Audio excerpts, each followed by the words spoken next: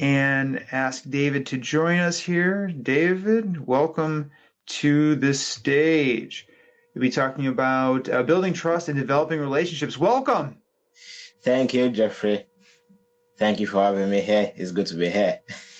We are very happy to have you and looking forward to Yeah. getting started. Let me add your content. And with that, I am out. Thank you. Awesome. Talk to you Awesome. soon. Awesome. So I'm gonna say happy celebration to all BA professional out there and aspiring BAs as well. I'm gonna say happy Global Business Day. So I'm gonna be talking on influencing without authority today. And I'm going to be giving key strategies for business analysts. So this is a way of ensuring that we leverage on trust and relationship. So it is quite important for us to get the context and also apply this in our daily lives. Okay, so I'll just go right into it. Like you said, my name is David, and I'm the founder of Dobac. Dobac is a community whereby we share professional knowledge. We impact other people and also interact, networking with each other to do great things. I currently reside in Manchester, United Kingdom at the moment. So if you want to connect with me, then we can connect and get to know ourselves. So let's build that trust and build that relationship with ourselves. Okay. So an icebreaker, I'm going to drop this quickly and just to move at a faster pace so that we don't waste time. You can drop in the chat right there. Just drop it right there. So, two truths and a lie. I'm going to leave that to you where you continue to do that and I'll carry on, but I'll definitely go through it. So, two truths and a lie. I have over 100,000 followers on LinkedIn. I've gotten every job I applied for. And I have 2 different degrees. So just put it there, either 1, 2, or 3. So you can say 1 or 3 or 2 or 3. Either way, just drop it there. Let's get to know ourselves better. Okay? Few minutes to do that.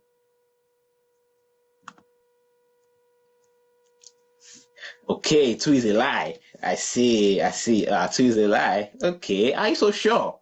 I'm so sure 2 is a lie. How about I've gotten all the jobs I applied for? You think it's impossible, right? Okay. All right. Well, it's my truth and it's my lie. So 2 is a lie. Anyways, let's see if we can take that number and all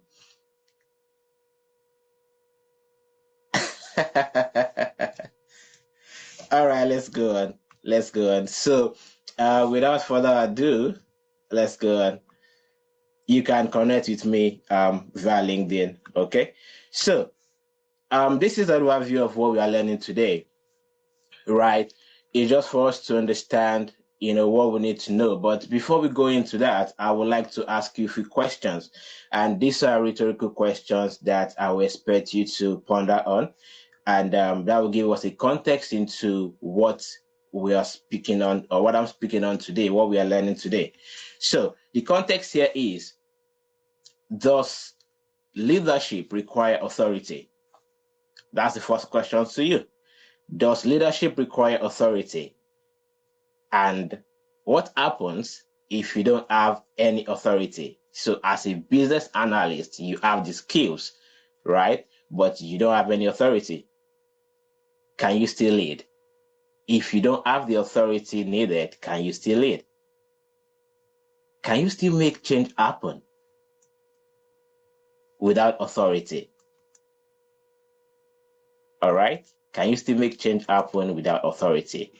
So, 6 factors makes a difference. And these are the 6 factors I'm going to talk about today. All right?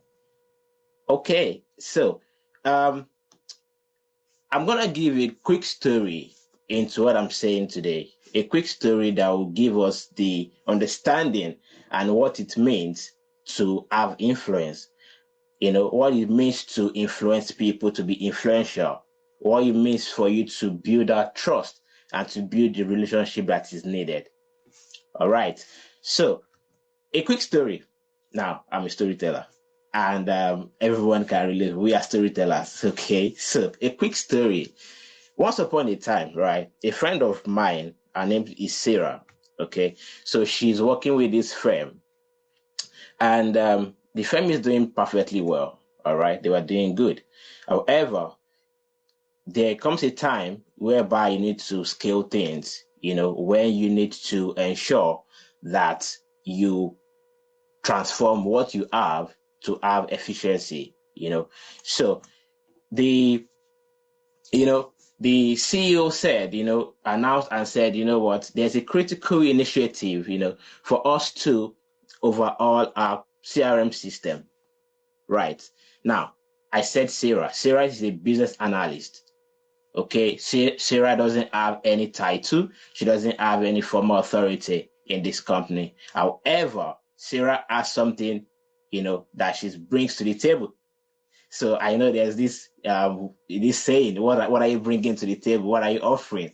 So Sarah possessed a unique talent. Okay, a unique talent for bringing people together and driving projects forward. So Sarah told me, and she said, you know what?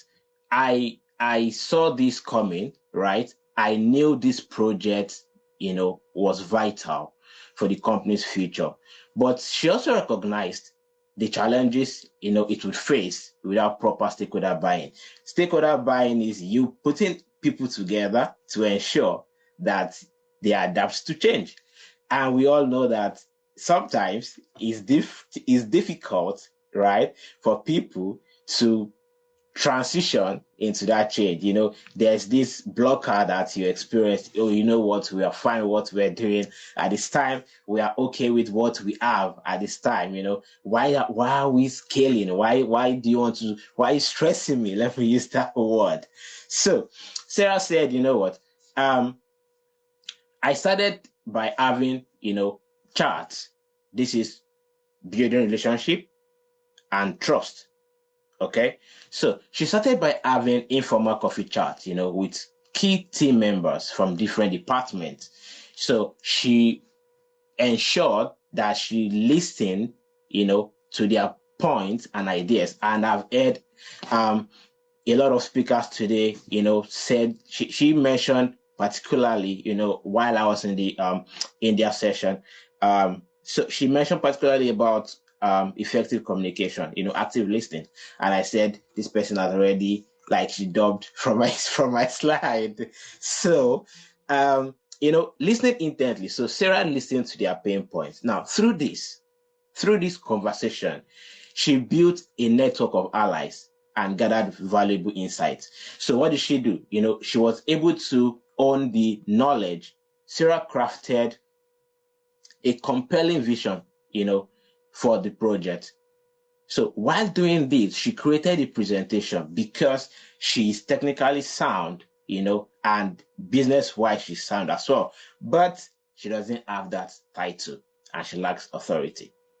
So this is to tell you that sometimes if you don't have the authority, you can still make things happen. All right.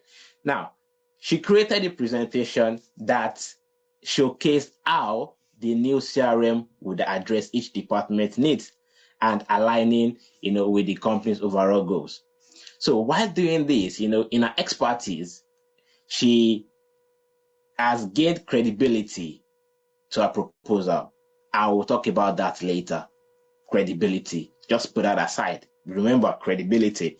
So Sarah organized a series of collaborative workshops. We all know the fundamental process, we all know the best practice to use, right, as business analysts. So going with the best practice that we know that is out there, to get things done. She used a workshop, that's a technique for requirements gathering. Now, rather than, or instead of dictating solutions to stakeholders, so you need to, as BAs, we need to make it a joint effort, not you just giving solutions to them, not to just providing solutions to them. You are a problem solver. You see the big picture. Rather, bring them together and work together. So now what she did is to facilitate discussion that allows stakeholders to contribute their ideas, okay, by making everyone feel heard. What she did is to make them feel heard, and she fostered a sense of ownership. Right. Now, Sarah has completed this part of her job. Okay, she was able to bring them together. Now, here comes the blocker. IT department, the developers, they said, you know what, this thing you are bringing to us, this new innovation, we have a blocker. And she said, I understand. Now, empathy. I understand, right? She empathized with them, with their worries. And she said, you know what, I'll work with you. We will get things done, right? We will find creative solutions to this CRM. Now, I respect an authenticity because she was willing to go the extra mile for them. Okay? Willing to go the extra mile for them, they respected her, and they were able to work together. Now, to cut the story short and to summarize it, right? Throughout the project, she communicated effectively, the progress, celebrated small wins and also gained momentum, even though she doesn't have the title, even though she doesn't have the authority to ensure or to force that to happen. Now, the CRM project was completed successfully. Now, senior executives looked at her and said, you know what, this person is valuable. Now, she has pushed herself in the limelight because of what she has done. Because it takes extra value, extra talent for you to get things done, to influence people and to change their mindset. So in the end, Sarah's story became a testament to power of influence without authority. And I said, this resonates with me so much. She had proven right with the right skills, empathy, communication, and collaborative problem solving. All right. And that was why I said these 6 makes the difference. Okay. Right. So, effort and time. I said influence equals effort and time. Some analysts mistakenly believe they need formal authority to influence others. No. This leads to ineffective tactics, like nagging, escalating to superiors and the likes. So instead, as business analysts, we should focus on leading through influence and building trust. As business analysts, we may need to persuade senior executives to approve proposals, developers to make implementation due to specification, users to adopt solutions, vendors to provide services and the likes. So in this case, as BAs, we cannot rely on our position alone, or status to influence others. People tend to return favors when it comes to reciprocity.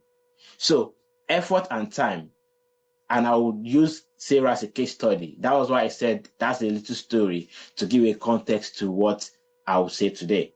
So she gave her effort and her time. Her time with the developers, her effort collaborating, with the relative important stakeholders to gather information, the pain point, and how to go about it. Now, there are 4 quadrants. Okay, we have 4 quadrants. I say 4 quadrants now when it comes to influence, and sometimes we take it in a different way, in such a way that we use different approach. Now, there's persuasion, there's influence, right? And we have manipulation and coercion. So if you are trying to change someone's choice, that's influence. If you are trying to change a belief that governs their choices, that's persuasion. But I'm talking about influence today. Now, persuasion is especially important in situations where business analysts, lack formal authority or power over the stakeholders. So if you see yourself as a business analyst and you look at yourself that you don't have that authority, to push through, you can influence things positively. So common misconception, is that influence, persuasion, manipulation, and coercion are all the same thing. No, they are not. And that's why I have this quadrant, to do justice to that. So let's look at the positive side.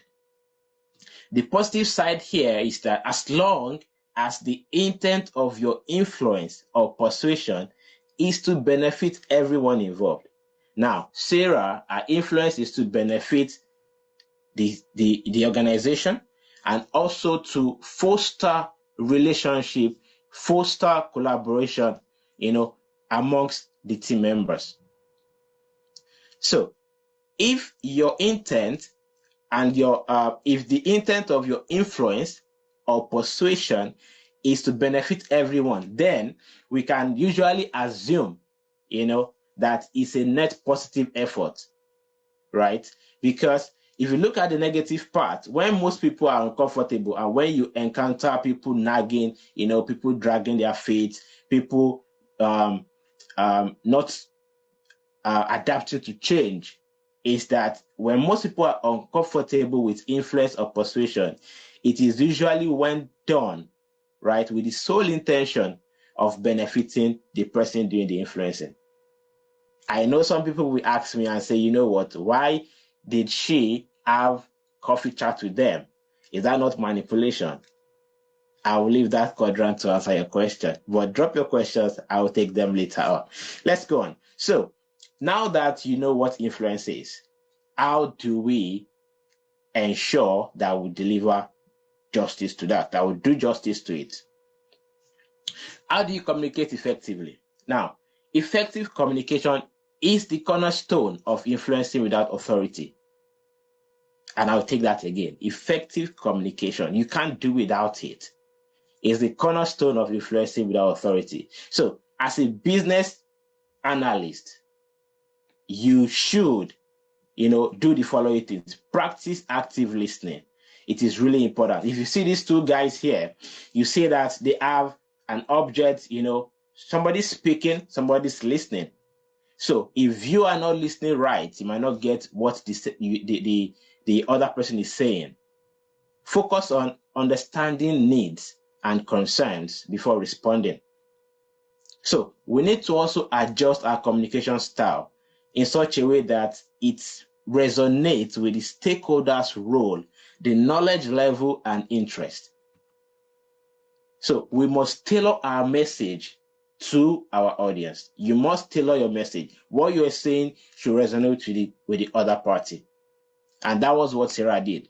She said, I understand your pain point. I understand it will be difficult. I understand that you need support, and I'm here to make it happen. So use clear jargon-free language. I know that as business analysts, we have buzzwords all around. Use clear and jargon-free language so that your message is easily understood by all stakeholders, regardless of their technical background. So this is to tell us that when you are with the technical team, use the buzzwords, speak technicality. When you are with the business arm, tailor it strictly to business, okay? So when we've done this, now communication, I was researching and I said, I'm gonna say this. So what we use, your sense of voice, your body language, okay? If you look at it, you see that certain percentage makes effective communication. Certain percentage makes effective communication. Now, 55% says your body language. So what your body language is saying is communicating something else. What your voice is saying is communicating something else. Your word you use, the word you use. So if you put this together, that gives us effective communication. All right. So let's note this. Whatever you're doing, whatever you're saying, your tone of voice, you must communicate effectively. Now that we've understood effective communication, how do we build credibility? Sarah built credibility because of our technical expertise and our business expertise, right? She was able to defend that. Okay, now how do we build credibility through expertise? So, as business analysts, to establish ourselves, right, as knowledgeable and reliable professional, there are a few things we must know. Okay, and the few things we must know is we must become a subject matter expert. All right, becoming a subject matter expert is regularly updating ourselves. Look for best practices. Now, most of the speakers, because we have many speakers coming up, I've heard a whole lot that people are saying, and it resonates because best practices, what is happening out there, latest innovation, AI is there, and other things. So we must become a subject matter expert. All right. Now, stay updated on industry trends. This is really important. You must stay updated. Attend conferences like this, participate in professional gatherings, and also ensure that your product quality, what you are giving out, consistently delivering high quality work makes you credible. So whatever you are doing makes you credible. Okay. How do we leverage stakeholders mapping? Now, I'll just rush through this. So, because Sarah was able to identify, she created a list of all the stakeholders and assess their importance to the project and initiative. So she analyzed them, identifying them, prioritizing key stakeholders, understand stakeholder interest and influence. Okay, you analyze each stakeholder's motivation, pain points, level of influence within the organization. There's something we say that decision makers, as sales people, they target decision makers, right? So as business analysts, we should understand our stakeholder interest. This is really, really important. And we must develop tailored approaches, so that each stakeholder, based on their position, on the stakeholder or in the stakeholder map, you have different levels here, aligned efficiently. So now that we know that we need to create a list of all stakeholders, how do we foster relationship? Sarah was able to have a chit chat with all the stakeholders, comprehensive list that she has created. All right. She analyzed each stakeholder's motivation as well. So how do we foster relationship? To foster relationship, we need to be open about our objectives and challenges and progress. So when the team were making progress, she celebrated their small wins. All right. So we need to cultivate relationship beyond immediate team. Build through transparency. So we build trust through transparency. All right. Create a network of allies across department. This is really important. Even if you are working virtually, it's really important for you to create a network and engage in informal interactions. Just go for coffees. We have a whole lot of meet and greet that we celebrate in our communities. So participate in company events, join cross-functional teams. I will say that you initiate casual conversations to strengthen connections. All right. So she aligned from that story. Sarah aligned everything she was doing to the organization objectives. Okay. And how did she do it? She demonstrated that, because of my technical know-how, because I understand this business, even though I don't have the fancy title, I don't have the authority, but I can make this happen. So she framed the ideas, regarding the business value. All right. And she was able to connect the proposal to company goals. That's the main point of what was needed. So clearly, we should articulate how, our recommendations contribute to achieving strategic objectives. That is really, really important. Now, we must emphasize our ideas to benefit multiple stakeholders or departments. So when we see mutual benefit, this is really important. Mutual benefit is crucial. And this helps us to quantify the potential impact of proposals or what we are working on. Okay, so while doing this, Sarah demonstrated credibility, empathy, and also she was able to get respect because she was authentic. All right, so to get this, we must understand the stakeholders' perspectives. We must take time to comprehend the challenges and priorities of each stakeholder. It is really important. You must address their concern. So when she noticed, she observed that the technical team, they had a blocker, she was able to say, you know what, I'm with you guys. We'll go through it together. I'm ready to go an extra mile with you to make things happen, but we must get this job done. All right, so aligning the mindset, aligning the goals and objectives. Let's speak the same language. Show genuine interest in others' goals. So anticipate potential objections is bound to happen. People will they will say they will be resistant to change. So anticipate potential objection and prepare thoughtful responses or solutions. Okay, this will help to influence without authority. So after doing all this, Sarah ensured that they deliver on that project. She ensured that everybody was carried along. She collaborated with everybody that is needed for that particular project. Now, the few nuggets I'll give, even though you've not gotten anything today, perhaps you missed some. I'll give few nuggets, as business analysts that will help us to influence without authority.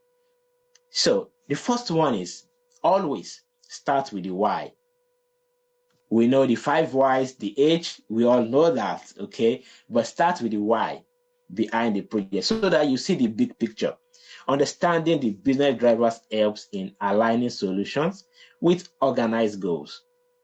All right, so after you've done that, after you've identified the why, put in the effective communication that we just spoke about. Effective communication is key. So tailor your message to your audience. Use business language with executives and technical teams with IT teams. So technical teams, with IT teams. I mentioned that earlier. It is really important. Leverage data visualization tools, okay, to make it simple to project your information out there, to make decision when the decision makers are taking their decision, by using this. Stay updated on industry trends and emerging technologies. Continuous learning is key.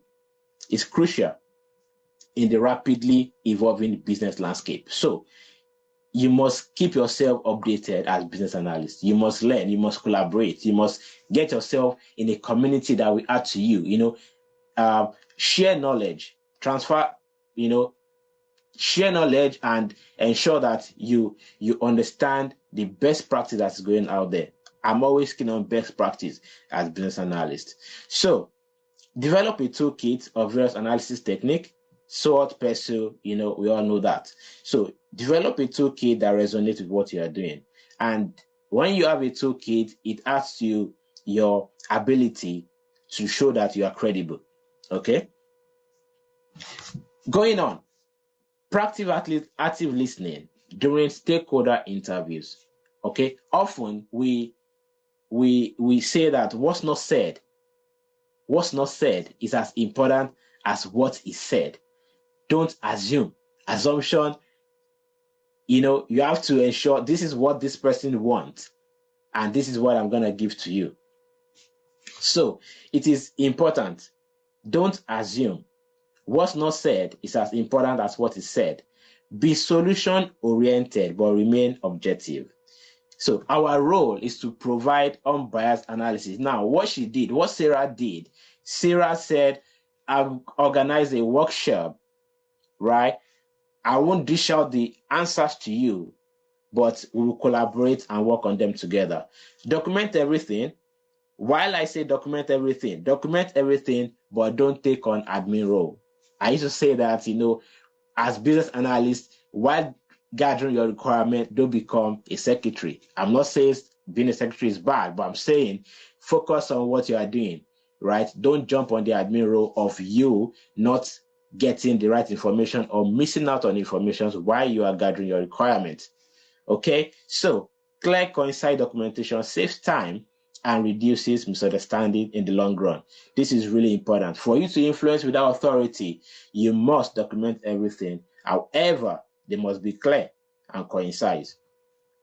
Embrace change management principles. Remember that implementing solution often requires changing people's behavior and processes. If you remember the quadrant I showed to you, persuasion, influence, manipulation, and coercion, they are different. They are not the same. Let's get that right, okay? Cultivate relationships across the organization. Cultivate relationships, collaborate, network with people outside your community. Okay, so that is really important. Lastly, remember, as business analysts, we are the bridge between ideas and implementation, between problems and solutions. Our ability to see the big picture while managing the detail is what sets us apart. As business analysts, aspiring professional, everyone listening to me on this call, in this session, remember, we are change makers. We are solution providers. Our ability to see the big picture while managing the details is what sets us apart. Thank you for having me. If you have any question, please, this is time for me to take your question. So, Jeffrey, I will hand over to you. Excellent. Well, thank you, David, very much. Everybody here, put your hands together, hit that reactions button, and give David a round of applause. Fantastic information for all of us to be able to share. So thank you, David. And with that, I am going to bring Joha Shakti to the stage to talk about the impact of business analysis and strategic planning. Again, David, thank you.